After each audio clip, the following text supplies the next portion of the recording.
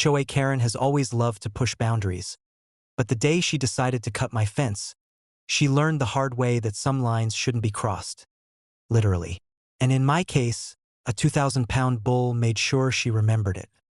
It all started when I returned from running errands one afternoon. I noticed immediately that a section of my fence had been sawed through, the freshly cut wood lying in splinters on the ground. I followed the tracks and saw Karen standing on my property, shearing away like she owned the place. "What do you think you're doing?" I yelled from the driveway. Karen spun around with that fake innocent look she always manages. "Oh, hi. I just thought this fence was ugly. It needed a little trim." I narrowed my eyes. "You trimmed it by cutting it down. On my property. Without permission." She shrugged, completely unbothered. "It's for the neighborhood aesthetic." "You're welcome." I didn't have time to argue. I walked toward the barn, where my prize bull, Titan, was grazing. Titan isn't just big, he's massive, easily 2,000 pounds of pure muscle and stubborn intelligence. Normally calm, Titan can sense trouble, and he already had his eyes on Karen. I called out to him, and Titan ambled toward the fence line, lowing menacingly. Karen froze, clearly realizing that her trim might have just crossed a serious boundary. It's just a fence," she shouted, inching backward. Titan stopped a safe distance away but let out a guttural bellow. He pawed the ground and stomped, sending splinters from the broken fence section flying into the air. Karen's face went from smug to terrified in seconds. She tried to retreat, but she tripped over the very section of fence she had cut, landing in a heap of frustration and embarrassment.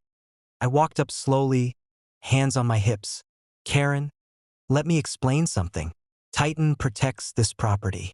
You can cut the fence, but you do not cut the boundaries of my land without consequences."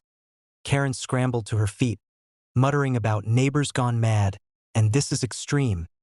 But Titan was already watching her with unwavering focus. I could see the fear in her eyes as she backed up toward her car. Every step she took was calculated, but the memory of the bull's presence had clearly rattled her. By the time she drove away, the message was clear. Property lines are not suggestions, and Titan is not a friendly greeter for fence vandals. I spent the afternoon repairing the damage, reinforcing the fence, and making sure Titan had a clear view of the perimeter. Neighbors later told me they had seen the spectacle from their yards, whispering and laughing about Karen's bull problem. Some even joked that Titan had delivered a perfect example of farm justice. The HOA received a formal complaint from me detailing Karen's trespassing and property damage. They tried to brush it off, but with photographic evidence, eyewitness accounts, and Titan's undeniable intimidation factor, Karen found herself in hot water.